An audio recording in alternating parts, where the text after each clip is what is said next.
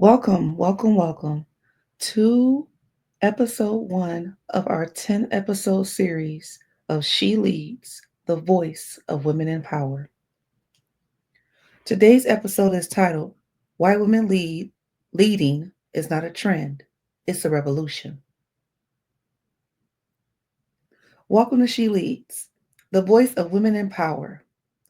I'm Shakara J, your host of Strength and Struggle podcast. I'm a speaker, a leader, a learner, and a lifelong advocate for what happens when women step into power without apology.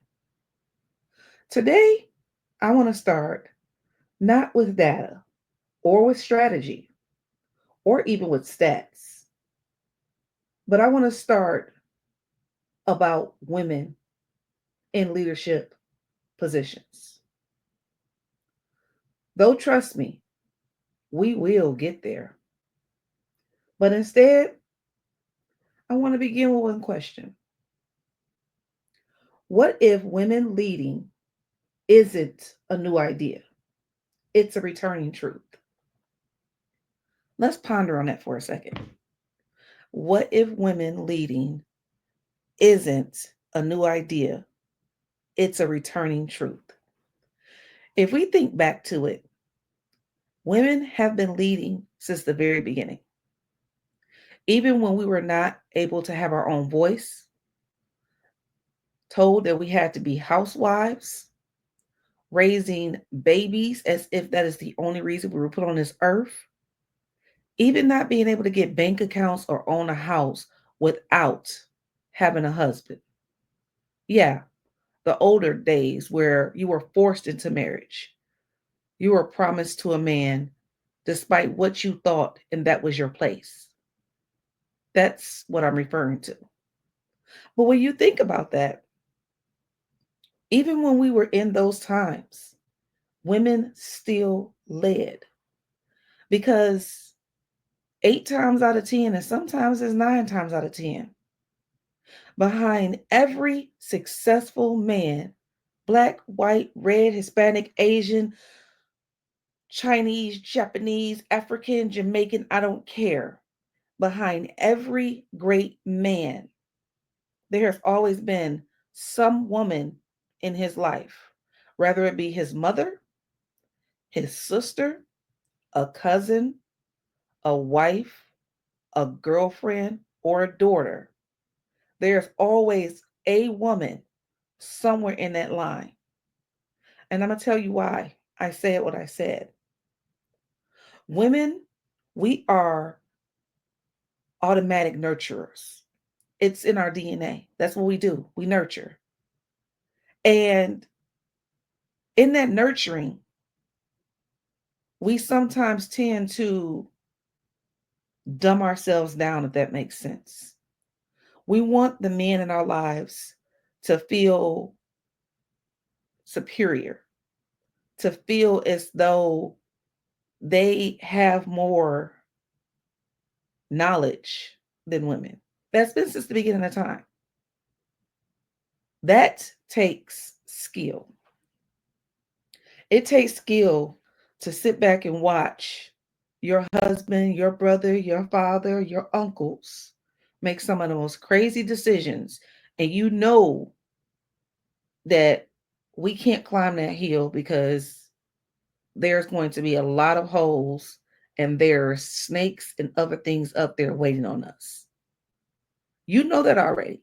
You've already recognized that. But as soon as you try to say something, they look at you crazy.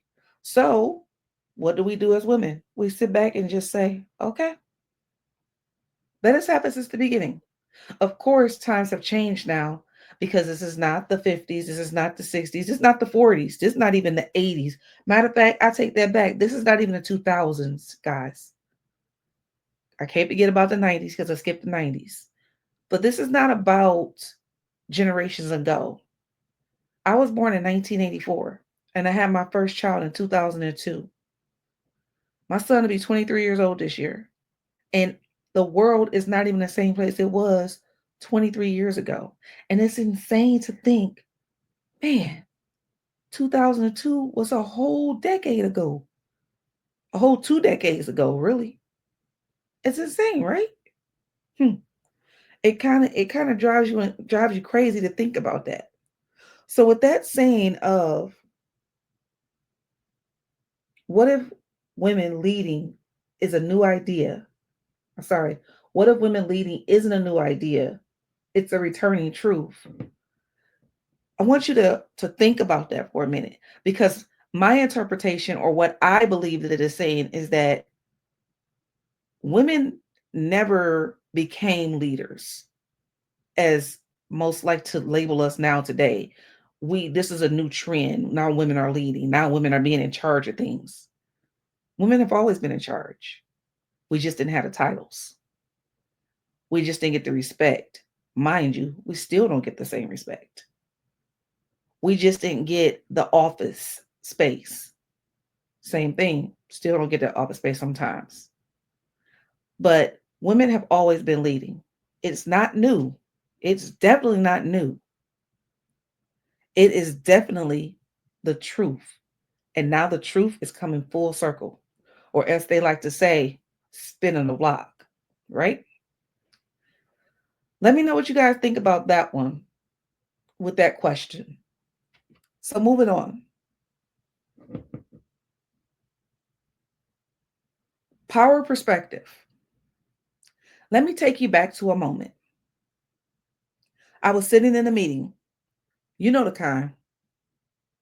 Big table, mostly men, a couple of women, quiet, calculating. I had an idea. I said it. Complete silence. 3 minutes later, a man repeated my idea, and suddenly the room wakes up. Nods, praise, applause, and I'm left wondering, did I even speak at all? I'm sitting here and I'm like, maybe I'm on mute. Nope, I'm not on Teams. Maybe my microphone's off. Nope, I'm not on the stage right now. I know I just said what he just said and nobody listened, but now that he said it and took my idea, he gets the praise. Common, right? Hmm. Maybe you had a moment, maybe 100 of them. In my case, I've had 1,000 of them. Those type of moments come a dime a dozen. But here's the truth that I've come to learn. Leadership doesn't begin when others recognize you. It begins the moment you recognize yourself. I'll say that again. Leadership doesn't begin when others recognize you. It begins the moment that you recognize yourself. I'm gonna go ahead and get that one a good one.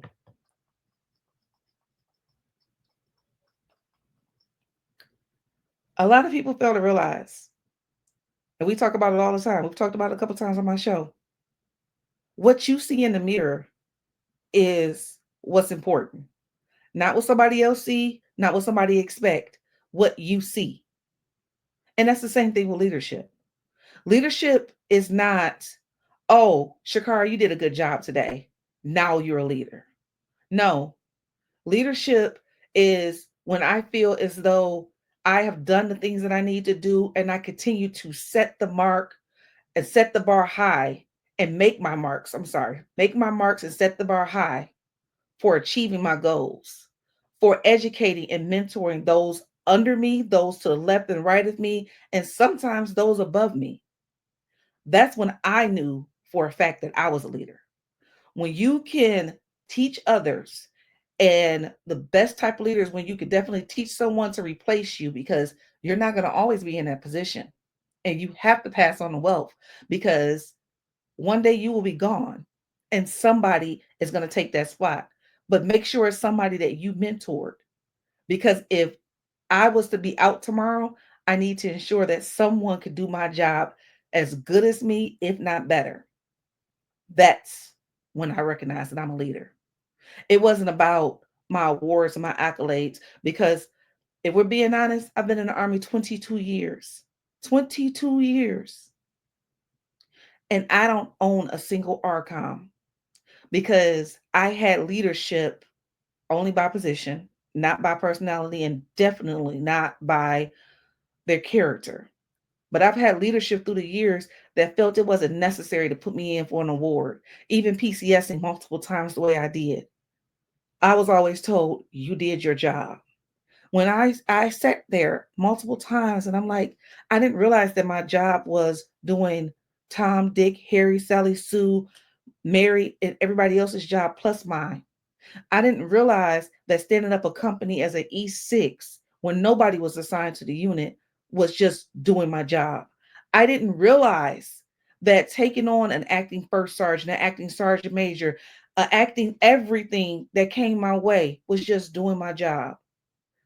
At first, I let it discourage me because I'm like, I'm not even getting the recognition for the things that I do. But when I started having soldiers call me, when I started having people look to me for advice, when I started having people reach out and say, Sergeant Johnson, I need to talk to you because nobody else is going to be honest with me like you will. That's when I realized I didn't need the accolades. I didn't need the awards. I didn't need the recognition because my subordinates saw me as a leader and I became the leader that they needed me to be in that time, in those moments. So, as women, we've been taught to wait for validation, wait for permission, wait for a title. I'm I feel like that one hit home. So I'm gonna pause right there for a minute to let people soak in what I just said. Matter of fact, I'm gonna say it one more time. As women, we have been taught to wait, to seek for validation, to seek permission, and to seek a title. That's not always what we need. And that's not always how you validate yourself or validate your work. I need y'all to remember that, okay? But this podcast isn't about waiting anymore. It's about claiming, building, shifting the ground beneath old power structures. This podcast is about mixing it up, y'all. In the words of K. Michelle, it's time to shake the table. Shake it. If you haven't been shaking the table, if you don't know how to shake the table, after we're done with this 10-part series, you're going to learn how to find your power and shake that table. So, lead with her, the takeaway lesson. So, here's today's leadership lesson. Power isn't given, it's owned. Power isn't given, it's owned. You don't receive power just because you got put into a position or you obtained a degree. Or my favorite part, I used to be in a military sorority that I would not name, but people got into these different positions and felt that they were in power and that they were untouchable. Power is not given to you. For you to be able to step into these different positions and take ownership of what you're doing, be the leader that your subordinates and your followers and your coworkers may need. That's when you own it. That's when leadership is owned. Taking accountability, accepting accountability, understanding your flaws, understanding your faults, and learning from them. That is owning leadership because great leaders own their mistakes and learn from their mistakes. Even in the dating world, I tell my best friend all the time, my philosophy of dating as a woman is always this: In your 20s, you're making all the crazy mistakes. That's when we putting things in our name and credit for these dues and all of the crazy kind of mess. But we ain't gonna get into that. But your 20s is for you to make mistakes. Your 30s is from you to learn from your mistakes. In your 30s, you're supposed to be learning from what you did wrong in your 20s and trying to do better, trying to make a better you. In your 40s, that's when you implement the lessons you learn from your mistakes.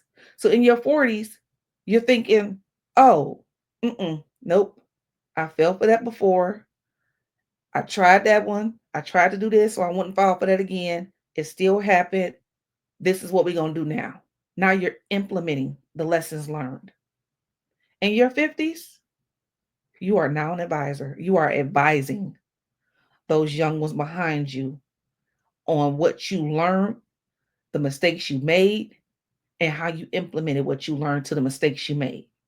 That's my philosophy on growth. So,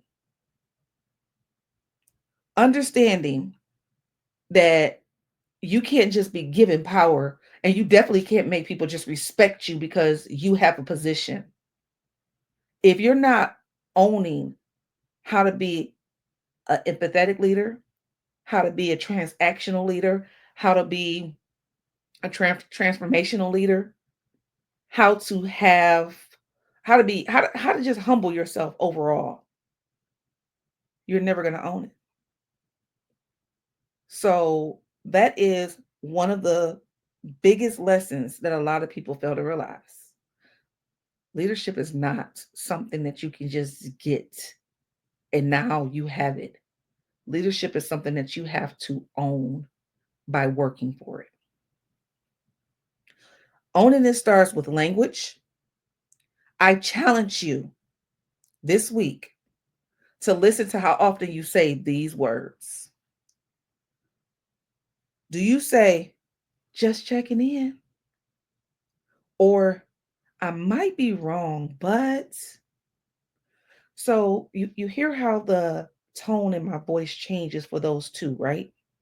Because the just checking in is the passive, I'm not really sure, or just letting you know, hey, it's just the just checking in that gives off you're not a boss. You're not a boss. You don't know how to be assertive. You don't know how to own your space. Even going to the, I may be wrong, but you're questioning your authority now. Try removing the disclaimers. Just state your idea. Let your voice carry. So instead of just checking in, try something like, I'm here. Try something like, if you need anything, let me know. I'm in my office. Try something like, oh, just to let you know, I'm here today until 4 o'clock if you need anything. It's the assertiveness, it's commanding your presence and not questioning your presence. Instead of saying, I may be wrong, but make the statement. Correct me if I'm wrong. Or it can be something to the effect of, well, the last time I checked, this is what it said. Or my favorite, especially in the military, well, per AR bloop bloop bloop, it actually states such and such and such and such. Know what you're talking about and own what you're talking about. Own your space. I've been told a very long time by a lot of different people that I command a room and that's why people don't like me. And I still don't understand it. 41 years old and I still don't get why people say that I command a room. Commanding a room to me is important. Commanding a room to me just means that you are 10 toes down and you stand on business on everything you say and you do. And even when I am wrong with command authority. And I'll correct it later after I realize that I'm wrong. But you will never, ever catch me say, oh my God, I'm so sorry. I just, I shouldn't have said that. I didn't realize that. No, because if I thought that, then I'm going to stand on that. And then when I go and realize, oh, I was wrong, that's when if it was a loud situation, that's when I would loudly correct it, because the same way you gave any type of disrespect or any correction is the same way that you should be going back and fixing it. If I pull the person to the side and I talk to them, then I'm going to pull them to the side again and tell them, I apologize, but I was incorrect. This is actually where you find it at. I apologize. I was incorrect. This is what I meant to say, but I misspoke. Own what you say when you say it. Like I always teach those who follow me, it is not what you say, but it's how you say it. What if we all learn how to stop living in those micro moments? Leadership lives in micro moments, not just boardrooms and titles.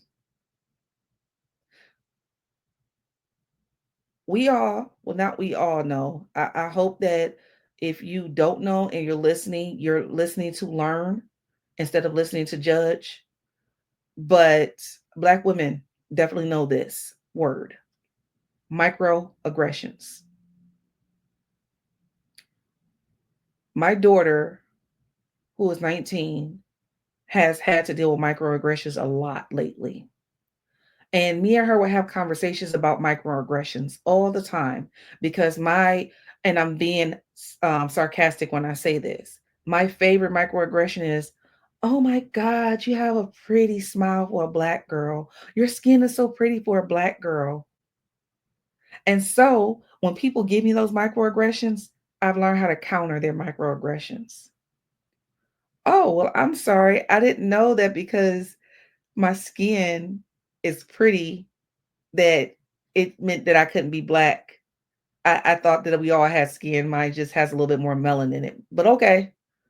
Or I hit them with oh, for a white girl, you actually have all your teeth. I purposely do stuff like that because when people give you microaggressions, you have to know how to return that microaggression in that same sense. And it might not even be something you actually believe in, because I don't believe that stereotype. I don't. That all any group race of people doesn't have their teeth. I don't believe in that.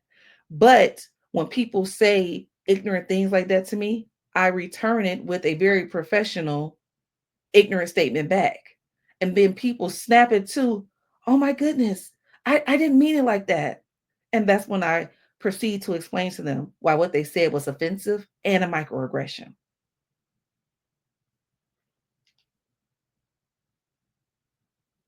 Challenging the norm. So let's challenge the norm. Women need to lean in harder to succeed. What if the system wasn't designed for us to lean into, but to rebuild entirely?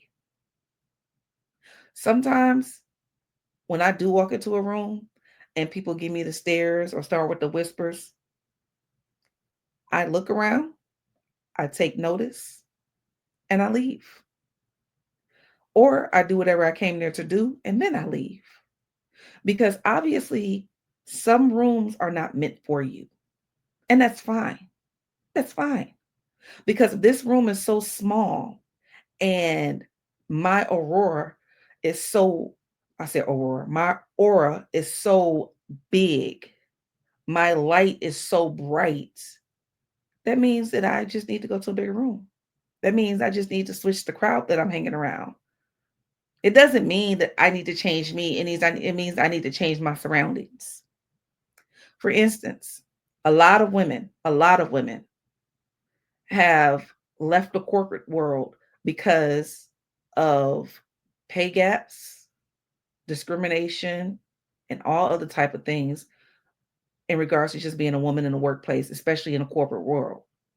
And they went on to begin their nonprofits, begin their small owned businesses, begin their Etsy shops, begin whatever.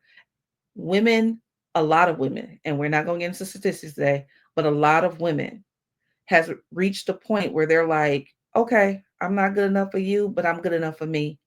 So instead of leaning in to succeed, basically, and what we mean by leaning in is you are turning into what they want you to turn into for you to succeed. Oh, well, we don't like your natural hair. Maybe try to straighten it or something like that. And then that's when people start wearing more wigs to work. Oh, well, do you own a pantsuit? Like we see you in skirts all the time. Maybe you should wear pants. People go out and buy pantsuits that are very expensive, by the way. Oh, well, our client didn't want any women present, but we still need you to do the project because you're the best one we have on our team. But this guy is going to handle it for you. That's what I mean by leaning in. You're leaning so far in that you begin to lose yourself because you're trying to please everybody else. So instead of leaning in, step back. Step back and rebuild. Rebuild who you are, rebuild what you want, what you need, what you desire, and you'll be a lot happier. That's what a lot of women have been doing lately. In the last, I think I would probably say the last 2 decades, actually.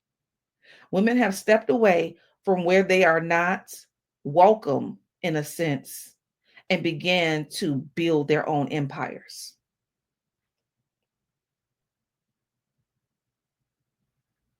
Women are not underqualified. We're undercredited, underpromoted, and too often underestimated. Underpromoted, underqualified, and underestimated. Sorry, I said that backwards. Women are not underqualified. They are underpromoted, undercredited, and underestimated. I could tell you a handful of women from all different backgrounds right now that I know that if you told them they can't do something, not only are they going to prove you wrong, they're going to prove you wrong and go a step further. Never underestimate a woman because at the end of the day, a person that can carry the world on her shoulders, push out another human life, conform back to the body that she had, just to name a few, because we could be here all night talking about the different things that women can do. That's not somebody you want to underestimate. Hmm. But we are done shrinking to fit outdated molds. We're done. If you are a woman listening to this podcast right now, I want you to say it with me. We are done fitting into what you see as the mold of a woman. We're done. Do what you need to do for you. Understand what you need, what you want, and what your children need. Because no one should be telling you what you're supposed to do as a woman. So, as we wrap this, I want you to remember this. This isn't a trend, this is a revolution of remembering. Remembering that women have always led from behind the scenes, on the front lines, and in every quiet act of courage that never made headlines. And now we lead out loud. Next episode, we'll be talking about the imposter lie and how to crush it once and for all. In today's episode, we had fun.